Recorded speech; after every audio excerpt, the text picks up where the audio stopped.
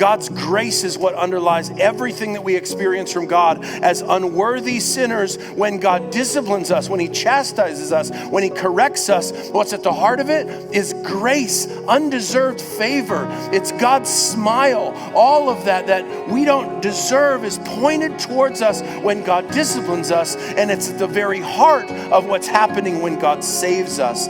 And Jonah remembers this core attribute of God alongside of his holiness and his justice, this part of God that is so precious to God's people, his hesed, his mercy, his grace, his steadfast love, God's promise that he'll never break his word, and God's commitment to love and care for his people come together in this concept that we call grace. If you're breathing air in this room, that is an example of God being gracious to you. If you've heard the gospel preached to your ears, that's an example of God being gracious to you. If you have given your life to Christ, that is because God has been gracious to you and opened your eyes to see the glory of Jesus. If you have grown in your faith even this much, that's an evidence of God's grace working in you. And if you still resist him and are still running from him, it is the evidence of God's grace that you are here and not standing before God in judgment right now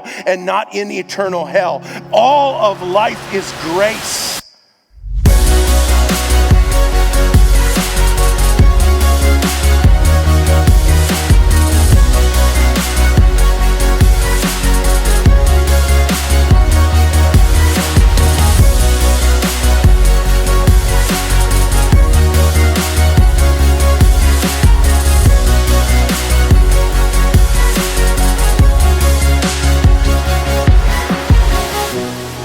Help us to know, God, how good it is to know you.